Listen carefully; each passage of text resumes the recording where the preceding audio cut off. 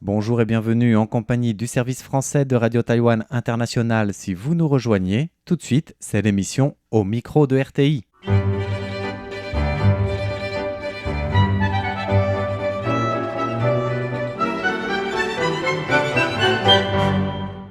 Bonjour à toutes et à tous, c'est François-Xavier Boulet. Et Mégouin. Pour l'émission Au micro de RTI avec deux invités de renom dans le domaine universitaire et académique français. Oui, il s'agit de Pierre-Paul Zalio, président du campus Condorcet, et Pascal Laborier, professeur en sciences politiques également du campus Condorcet.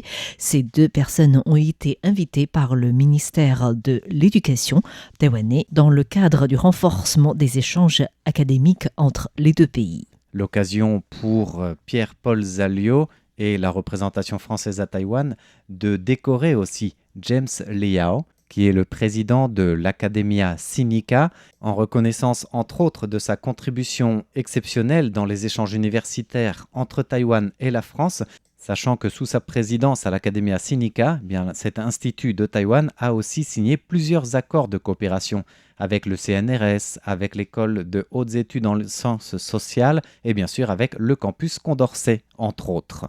Oui, on vous propose deux émissions de On en parle à Taïwan à l'issue de cette rencontre. La première est consacrée à notre entretien avec Pierre-Paul Zalio pour mieux comprendre les derniers échanges dans les domaines éducatifs entre les deux pays. Et le deuxième sera l'occasion pour nous de rencontrer la professeure en sciences politiques Pascal Laborier, avec notamment la question de l'exil académique dont elle est spécialiste. Alors tout de suite pour commencer, Pierre-Paul Zalio revient sur le contexte et les objectifs de cette visite à Taipei la semaine dernière. La première chose, c'est que nous avons répondu, Pascal Laborier et moi-même, à une invitation du ministère de l'Éducation. Et j'en profite devant vos auditeurs pour, remercier le ministère de l'Éducation qui nous a invités et qui s'est occupé de cette mission et qui a été particulièrement bien organisée. Pourquoi on nous a invités ? Pourquoi en particulier on m'a invité au départ ? C'est que j'ai effectivement eu l'occasion de venir plusieurs fois à Taïwan. Mais récemment, en 2024, le gouvernement français, exactement en novembre 2023, le gouvernement français a décidé de relancer une relation stratégique, scientifique avec le gouvernement de Taïwan et de définir avec le gouvernement de Taïwan des objectifs stratégiques. C'était évidemment sur les semi-conducteurs, qui est un domaine sur lequel évidemment Taïwan a une position exceptionnelle et qui intéresse la France en termes de coopération. C'était sur le quantique, les technologies quantiques, domaine dans lequel la France est très, très avancée, mais aussi domaine dans lequel la Chine continentale avait à l'époque beaucoup impressionné le monde par le fait qu'elle était la première à utiliser les communications quantiques. Donc ça a été devenu véritablement un challenge pour la science française de constituer un axe de coopération sur le quantique. La sécurité, évidemment, parce que c'est un sujet à la fois régional mais aussi international. Les industries décarbonées, ce qui est évidemment aussi un sujet d'intérêt commun. Et puis les océans, puisque je n'apprendrai pas à vos auditeurs que Taïwan est une île, mais peut-être que j'apprendrai à vos auditeurs que la France est un des pays qui a le plus grand domaine maritime dans le monde, du fait de ses implantations à la fois métropolitaines et d'outre-mer. Donc, vous remarquerez que les sciences humaines et sociales n'étaient pas directement présentes. Oui. Et le souhait du gouvernement français a été qu'il y ait un représentant des sciences humaines et sociales pour mettre un petit peu de sciences humaines et sociales dans ces programmes de coopération. Que l'histoire, la sociologie, la science politique, la géographie, la géopolitique, la littérature, l'étude des textes soient aussi présents. Donc, je suis venu en 2024 pour présenter ce qui pourrait être l'agenda ou les agendas de coopération dans ces domaines. Et nous avons commencé un certain nombre de discussions et le ministère de l'Éducation m'a invité un an après, donc en ce moment, pour poursuivre ces discussions. D'accord, du coup, le fait d'intégrer, entre guillemets, les sciences humaines et sociales dans ces 6 domaines stratégiques, ça remonte aux premières assises qui ont eu lieu après l'accord. Voilà, exactement. Et à ce moment-là, cette question avait été abordée selon, au fond, 3 points de vue un peu différents. Bon, il y a un premier point de vue qui est de dire on peut mettre des sciences humaines et sociales dans l'étude de tous ces sujets. Si vous prenez par exemple l'océan, tout le monde comprend que la culture des gens qui habitent au bord de l'eau, l'évolution des métiers professionnels de la pêche, enfin on pourrait multiplier les exemples. Il y a évidemment beaucoup de matière pour les sciences humaines et sociales. Il y avait une deuxième manière, c'était de se poser la question de comment la France pourrait voir Taïwan du point de vue de son partenariat en sciences humaines et sociales. Si je prends cet exemple, c'est parce que pendant longtemps, Taïwan a été considéré sous un angle qui était non pas Taïwan en tant que pays, si je peux m'exprimer ainsi. Évidemment, en utilisant ce terme, je soulève toutes les difficultés diplomatiques de la situation de Taïwan, mais comme au fond une bonne place d'où observer la Chine.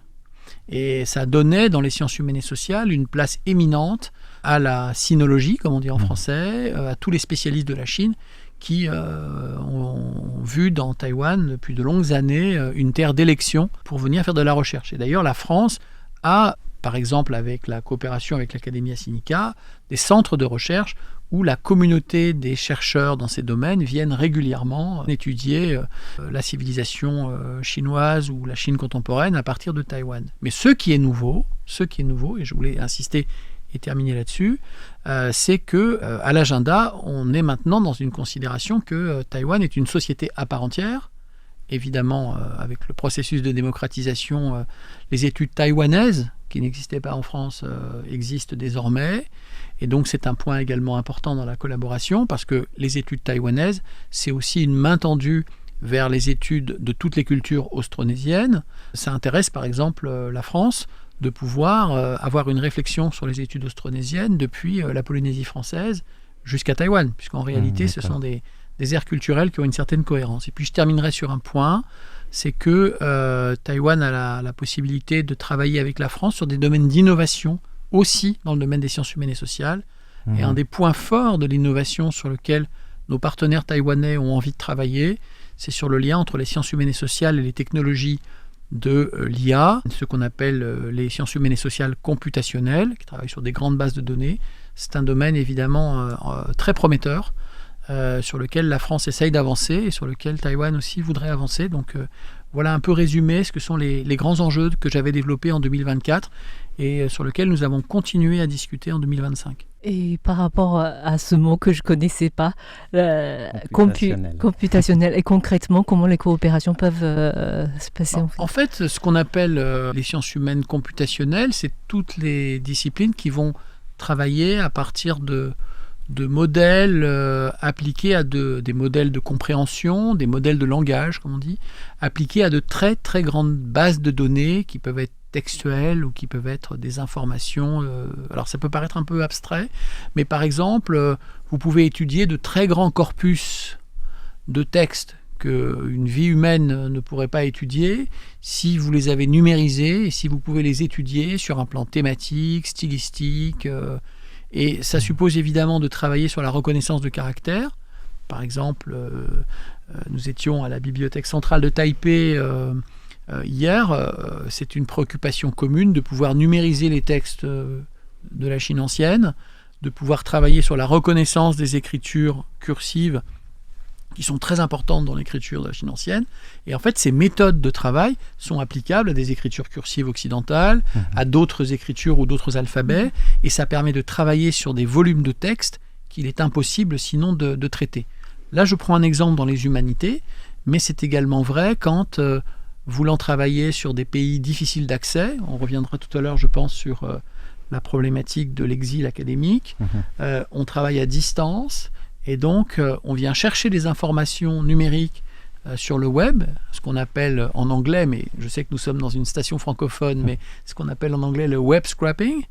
Et on peut traiter ces données par des grands modèles d'analyse qu'on appelle de l'intelligence artificielle. Donc, on utilise le mot computationnel pour dire que ce sont des modèles de compréhension de grandes données qui sont rendus possibles par l'application à ces grandes données d'algorithmes de reconnaissance qui vont travailler sur le style, sur les thématiques, voilà.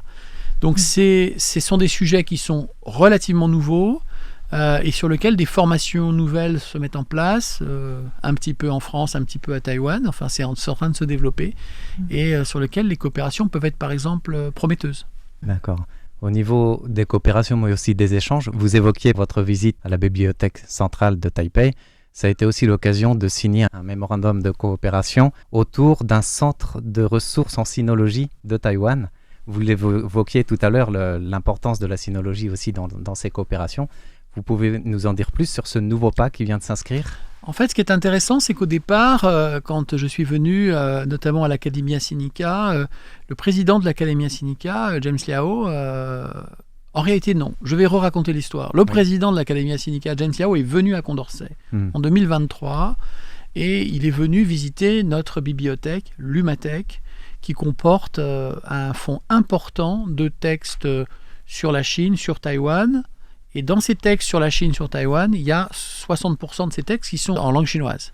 Et il a vu que nous avions des ouvrages écrits par les fondateurs de l'Academia Sinica dans nos collections, parce que nous avons des collections uniques de la sinologie française qui sont anciennes. Et il nous a dit, il faut que vous complétiez ce fonds, je vais vous donner des ouvrages supplémentaires pour qu'il y ait véritablement un fonds encore plus conséquent. Donc nous avons reçu un premier don, nous avons d'ailleurs donner un contre-don, comme on dit en anthropologie, un contre-don d'ouvrage, mais ça a donné envie à la Bibliothèque centrale de Taipei de dire, mais nous sommes en train de travailler avec toute une série de bibliothèques dans le monde, je crois plus de 50, qui ont des fonds d'études chinoises, et nous voudrions signer avec vous un accord, comme nous l'avons fait avec 2 autres bibliothèques parisiennes, celle du Collège de France et celle de la BULAC, c'est-à-dire la bibliothèque universitaire de langue orientale à Paris. Et évidemment, on était très enchantés de cette perspective parce que ça veut dire un apport très important d'accès aux informations numériques, d'accès aux journaux en ligne sur des ressources qui sont difficiles d'accès ou qui sont extrêmement chères parce que ce sont des ressources de niche. Et nous avons signé un accord en ce sens et ça s'est traduit aussi par un don d'ouvrages dont certaines répliques, reproductions de manuscrits chinois anciens qui vont rejoindre nos fonds. Donc ça va nous permettre de structurer un pôle documentaire à l'intérieur de notre bibliothèque que nos amis taïwanais ont appelé le Taiwan Corner, donc je m'excuse encore de cet anglicisme, donc le coin Taïwan, mais qui va rejoindre en fait tous les fonds qui traitent à la fois des textes qui étudient les cultures chinoises, enfin la culture chinoise, les cultures de langue chinoise, la Chine, Taïwan, et qui va nous permettre de constituer avec un niveau de ressources qui sera important. Ce qui voudra dire que quand on voudra travailler en France sur les études chinoises ou taïwanaises, on viendra à Condorcet, on viendra au Collège de France pour la Chine ancienne. Il y a d'autres bibliothèques en France, il y en a une à Lyon en particulier, très vieille tradition d'études de la langue chinoise, mais ça nous positionne. Donc grâce à Taïwan, nous sommes maintenant positionnés de manière visible sur le territoire des lieux où on étudie la culture chinoise. Et est-ce que, de votre point de vue, des étudiants d'aujourd'hui s'intéressent de plus en plus à Taïwan, aux études concernant Taïwan ? Et si oui, pourquoi en fait ? Ce qui est sûr, c'est que dans les jeunes générations, il y a une très grande sensibilité à la capacité des pays à avoir un soft power attractif. Encore un mot anglais, décidément, pour un canal francophone, un pouvoir d'influence, on pourrait dire, je crois, on pourrait dire ça. Et le fait est que les pays asiatiques ont un très fort pouvoir d'attractivité. On l'a vu avec la culture graphique du Japon, de la Corée, de Taïwan, et la Chine continentale n'a pas réussi à avoir ce soft power. Il y a des tas de tentatives qui ont été faites avec les centres de formation à la culture chinoise en France, les instituts Confucius. D'ailleurs, Taïwan avait développé aussi des instituts un peu similaires dans certaines universités. Mais la jeunesse française s'est intéressée à la culture taïwanaise, ce qui est nouveau. C'est-à-dire qu'à Paris, je pourrais montrer à vos auditeurs des rues à Paris où les gens font des heures de queue pour boire des bubble tea. Vous allez dans le 1er arrondissement à Paris, vous avez des restaurants taïwanais, vous avez de la cuisine taïwanaise. C'est quelque chose qui n'existait pas. Il y a eu des pionniers de la cuisine taïwanaise à Paris qui se sont installés dans certains restaurants du 1er arrondissement. pas très loin de l'endroit où il y avait autrefois des restaurants japonais. Et il y a eu un petit groupe comme ça de restaurants taïwanais. Et aujourd'hui, les Français peuvent parler de cuisine taïwanaise. Ce qui est une notion qui n'existait pas. Donc c'est pour ça que je dis qu'il y a eu un élément d'attractivité assez fort. Et dans les différents échanges qu'on a pu avoir avec nos homologues dans les universités, on a pu voir aussi le nombre assez significatif d'étudiants français qui viennent à Taïwan pour un semestre souvent joint entre une discipline et, sciences politiques et mandarin, parce qu'en fait ils viennent aussi souvent pour apprendre le mandarin. Mais le fait de venir à Taïwan n'est plus une destination, si j'ose dire, si exotique. On est très frappé de voir que dans les jeunes générations, ils disent « Ah oui, je passe un semestre à Taïwan ». Dans ma génération, qui suis évidemment beaucoup plus âgé qu'eux, Taïwan, c'est très loin. D'abord, les Français ne savaient pas, on disait Taïwan, ils disaient Thaïlande. Voilà, ils ne savaient pas que ça existait. Ça, c'est quand même quelque chose qui a beaucoup changé. C'est là que je dis que le soft power taïwanais a plutôt réussi son travail. Mais je voulais quand même spécifier la présence et la visibilité de la taïwanité dans la vie quotidienne. Alors moi je dis parisienne parce que je viens de Paris, mais c'est quelque chose, je pense que le bubble tea, on peut en boire maintenant dans toutes les grandes villes françaises. Il y a 10 ans, personne ne savait ce que c'était. Voilà. Donc, Et cette attractivité ou cette meilleure visibilité de Taïwan joue du coup sur les recherches des étudiants ou cette volonté de découvrir un peu plus le monde chinois et Taïwan. Oui, certainement. Puis bon, écoutez... je ne vais pas dire quelque chose de très original, mais Taïwan est une destination pour des étudiants qui est extrêmement sûre, dans un contexte de société très ouverte, démocratique. Pour les étudiants, Taipei est une ville extrêmement agréable à vivre, c'est une ville globale extrêmement agréable. Donc je pense que ça participe aussi de l'attractivité de Taïwan. Alors les répercussions sur la recherche, c'est une autre histoire, parce qu'en fait, la Chine est un grand pays de science. La République de Chine, au sens historique, je parle de la Chine d'avant 49, où la science était importante. C'est le cas évidemment on pense à l'Academia Sinica ou à d'autres institutions. Et Taïwan, de fait, a hérité d'une partie de cet héritage et a reconstruit une science sur cet héritage. Et la science taïwanaise est de très bon niveau. Évidemment, il y a un intérêt des scientifiques français pour la coopération avec Taïwan, pour des raisons évidentes, du très bon niveau de la science taïwanaise et même de l'excellent niveau de la science taïwanaise. Je ne parlerai même pas de la technologie, qui est encore un autre sujet et sur lequel, évidemment, Taïwan est leader mondial incontesté sur certains domaines stratégiques.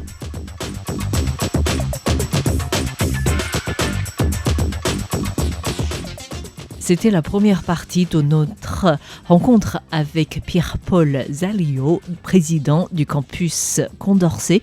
On vous retrouve lundi prochain pour notre suite de rencontres, cette fois-ci avec davantage l'invité Pascal Laborier, professeur en sciences politiques, également du campus Condorcet. C'est surtout sur sa recherche et sa spécialité de l'exil académique et de la situation des chercheurs en situation de danger dans leur pays ou ailleurs et des différentes mobilisations du corps des chercheurs et des académiciens pour les aider à leur manière en coopération avec les différents gouvernements qui sera un peu le sujet de notre rencontre la semaine prochaine. Oui, en tout cas, récemment, nous avons interviewé l'ancienne ministre de l'Éducation supérieure de la France, Sylvie Retailleau. On a vraiment l'impression que dans le domaine de l'éducation et aussi la recherche, en fait, les échanges se multiplient progressivement au fur et à mesure où les industriels se rapprochent également entre les deux pays. Oui, et d'ailleurs, en parlant de ce rapprochement académique, c'est aussi le partage des ressources qui s'accentue. On l'a vu avec la signature dont parlait Pierre-Paul Zalio avec la Bibliothèque nationale et des échanges de ressources en langue chinoise, en numérisation pour un accès diversifié et même à distance. En tout cas, il s'agit d'un domaine d'échange qui mérite absolument à suivre pour les années à venir. Merci de votre écoute. C'était Au micro de RTI, présenté par François-Xavier Boulet et Megouan pour RTI.